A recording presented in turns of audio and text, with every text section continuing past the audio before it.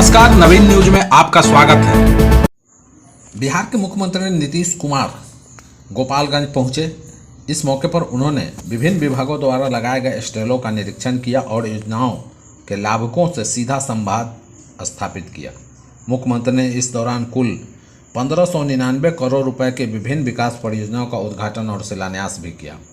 उन्होंने राज्य के विकास के प्रति अपनी प्रतिबद्धता दोहराई और कहा कि सरकार जनहित में लगातार कार्य कर रही है। मुख्यमंत्री ने लाभुकों से बातचीत के दौरान उनके समस्याओं और सुझाव सुने और अधिकारियों को त्वरित समस्या के समाधान के निर्देश भी दिए। दिल्ली एयरपोर्ट, स्कूलों और कई अन्य संस्थानों के एक बार फिर से बम से उड़ाने की धमकी मिली है। दिल्ली पुलिस को इस मामले में धमकी भरा ईमेल भेजा गया है।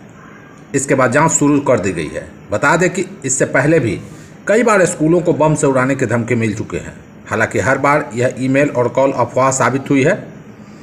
दिल्ली अग्निशमन सेवा के एक अधिकारी ने बताया कि नोएडा स्थित सीआरपीएफ पब्लिक स्कूल और कुतुब मीनार के पास स्थित सर्वोदय विद्यालय सहित दिल्ली के 2 स्कूलों को बम की धमकी वाले ईमेल मिले थे, जो बाद में अफवाह निकला।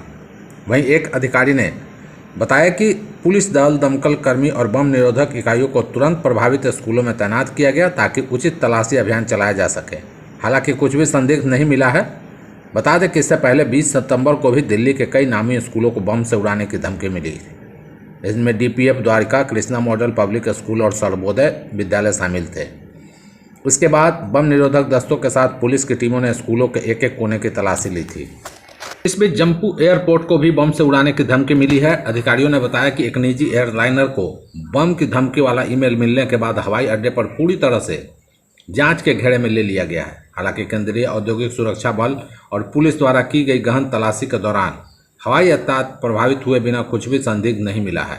पटना बेउर थाना की पुलिस ने बड़ी कार्रवाई करते हुए एक 14 चक्का ट्रक से भारी मात्रा में अंग्रेजी शराब बरामद की है। इस दौरान 4 तस्करों को भी गिरफ्तार किया गया है। पुलिस ने मौके से 2 मोटरसाइकिल और 5 मोबाइल फोन भी जब्त किए। बरामद शराब की मात्रा 2304 लीटर बताई जा रही है। मद्य निषेध इकाई से मिली गुप्त सूचना पर पुलिस ने छापामारी की। सूचना थी कि बेउर मोड़ से पश्चिम राहुल गैरेज में एक ट्रक से शराब उतारने वाली है।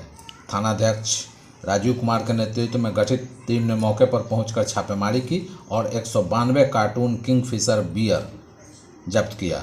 गिरफ्तार आरोपियों में ट्रक चालक सूरज यादव गाजीपुर, रवीश कुमार केसरी मीठापुर पटना, राहुल कुमार कंकरबाग पटना और भीम राय सुईपुरी गर्दनीबाग शामिल हैं। सभी को ट्रक, शराब और बरामद सामान के साथ थाना लाया गया है, जहां पर आगे की कार्रवाई की जा रही है। राजधानी सहित 25 जिलों में बादल छाए रहने के साथ मेघ गर्जन और वज्रपात को लेकर चेतावनी जारी की गई है। अधिकांश भागों में 30 से 40 किलोमीटर प्रति घंटा की रफ्तार से हवा चलने की भी संभावना है। 5 दिनों के दौरान अधिकतम तापमान में विशेष परिवर्तन की संभावना नहीं है। मौसम विभाग के अनुसार अगले 3 अक्टूबर तक प्रदेश के अधिकांश भागों में बादल छाए रहने के साथ कुछ स्थानों पर मेघ गर्जन व वज्रपात की चेतावनी जारी की गई है। 2 अक्टूबर को प्रदेश के किशनगंज, अररिया और पूर्णिया जिले में भारी वर्षा को लेकर चेतावनी जारी किया गया है। पटना के फुलवाड़ी परसा संपतचक रोड चौड़ीकरण को लेकर नया अलाइनमेंट बदलो संघर्ष समिति के बैनर तले चल रहा 3 दिवसीय धरना जारी रहा। इस दौरान प्रशासन की ओर से पहुंचे अधिकारियों ने आंदोलनरत किसानों से बातचीत की और आश्वासन दिया कि एडीएम रेवेन्यू के नेतृत्व में गठित 3 सदस्यीय जांच समिति की रिपोर्ट आने तक निर्माण कार्य स्थगित रहेगा। धरना में पहुंचे विधायक गोपाल रविदास ने किसानों को संबोधित करते हुए कहा कि मुख्यमंत्री नीतीश कुमार की प्रगति यात्रा के दौरान पुराने अलाइनमेंट पर सड़क चौड़ीकरण का टेंडर स्वीकृत हुआ था, लेकिन बाद में मुख्यमंत्री ने कुछ लोगों के दबाव में आकर टेंडर रद्द कर नया अलाइनमेंट तैयार कर दिया, जिससे किसानों की जमीन अधिग्रहित होगी, जबकि पुराने अलाइनमेंट में केवल कम जमीनें ही प्रभावित होती। उन्होंने आरोप लगाया कि किसानों को ज़मीन बचाने के लिए सरकार को ध्यान देना होगा, अन्यथा अगर अलाइनमेंट रद्द नहीं किया जाता तो यह आंदोलन आगे भी जारी रहेगा। जहानाबाद में दुर्गा पूजा को शांतिपूर्ण ढंग से संपन्न कराने के लिए प्रशासन ने कमर कस ली है। इसी कड़ी में डीएम अलंकृता पांडे और एसपी विनीत कुमार की संयुक्त अध्यक्षता में पूजा समितियों, दंडाधिकारियों और पुलिस पदाधिकारियों के साथ अहम बैठक आयोजित की गई। बैठक में पूजा मेला, मूर्ति विसर्जन और सुरक्षा व्यवस्था को लेकर विस्तृत रणनीति बनाई गई।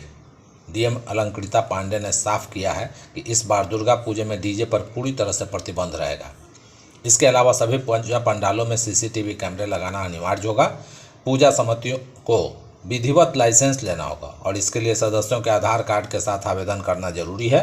उन्होंने स्पष्ट कहा कि किसी भी अप्रिय घटना को रोकने के लिए हर स्तर पर पुख्ता इंतजाम किए गए हैं।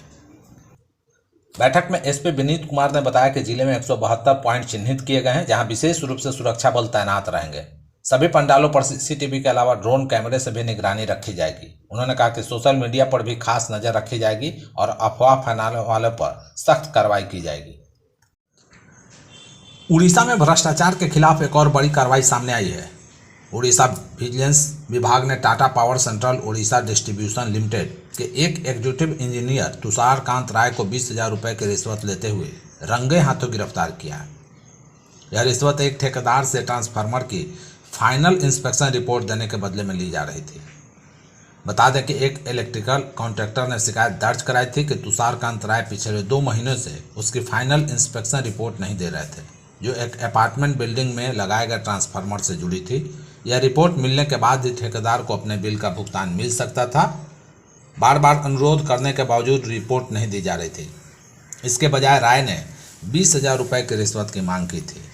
मजबूर होकर ठेकेदार ने ओडिशा विजिलेंस विभाग से संपर्क किया था। शिकायत के बाद विजिलेंस टीम ने पूरी योजना तैयार की। देर रात तुषार कांत राय ने ठेकेदार को अपने घर बुलाया और बाहर एक पार्क में पैसे देने को कहा। जैसे ही ठेकेदार ने रिश्वत की राशि उन्हें सौंपी, वहां पहले से मौजूद विजिलेंस की टीम ने उन्हें रंगे हाथ पकड़ लिया। रिश्वत का 20,000 रुपये उनके पास से बरामद कर जब्त कर लिया गया है। प्रधानमंत्री नरेंद्र मोदी ने मन की बात कार्यक्रम में बेटियों को संबोधित करते हुए कहा कि बेटियां हर जगह अपना परचम लहरा रही हैं। बिजनेस से लेकर स्पोर्ट्स तक, एजुकेशन से लेकर साइंस तक, आप किसी भी क्षेत्र को ले लीजिए, देश की बेटियां हर जगह अपना परचम लहरा रही हैं।